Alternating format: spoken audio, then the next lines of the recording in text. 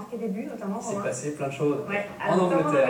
Ah oui, la 10e journée de Première Ligue avec un excellent résultat pour Newcastle contre Chelsea. Chelsea qui était deuxième, qui pouvait profiter du choc entre Arsenal et Liverpool aujourd'hui pour essayer de prendre la première place. C'est raté à cause des Français, à cause de Gouffran qui ouvre le score pour les Magpies sur un coup franc d'ailleurs de Kabak. Et puis c'est Loïc Rémy, bim, regardez, superbe tir en pivot, poteau rentrant, son 6e but de cette saison. Défaite des Blues de Mourinho et de Chelsea, 2-0 sur la pelouse de Newcastle. Ensuite un but, ça n'est pas un Français qui a marqué, mais c'est encore plus fort. C'est ce dont parlait, je pense, Stéphane Guy tout à l'heure. Regardez ce Stoke Southampton avec le coup d'envoi de la rencontre, donc c'est assez normal pour l'instant. Southampton qui perd le ballon, Stoke le récupère, on donne à Begovic le gardien, jusque-là tout va bien. Begovic qui envoie un long ballon devant, ça c'est le jeu de Stoke.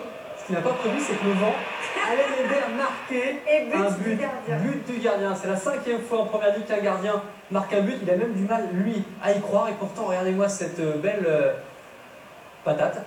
Bien aidé par le vent. Et Borouk est battu. C'était le premier but donc pour Stoke qui avait ensuite un partout. Parfois en Angleterre, les gardiens marquent contre leur camp, mais là c'est pour son équipe. C'est beaucoup mieux là, c'est beaucoup mieux.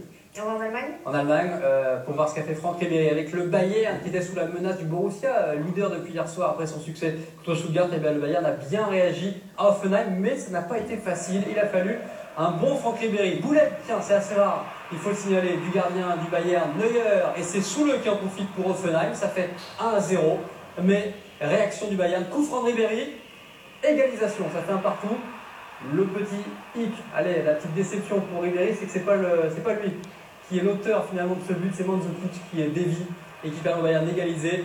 Ribéry qui va quand même offrir une passe décisive ici. Voilà à Müller pour le but de la victoire. Succès 2-1 du Bayern.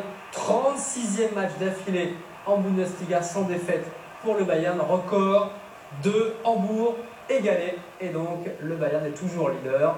Et Ribéry toujours en course pour le Ballon d'Or. Il sera bien utile à l'équipe de France contre l'Ukraine dans quelques jours, en dizaine de jours. Maintenant, ça arrive vite. Exactement.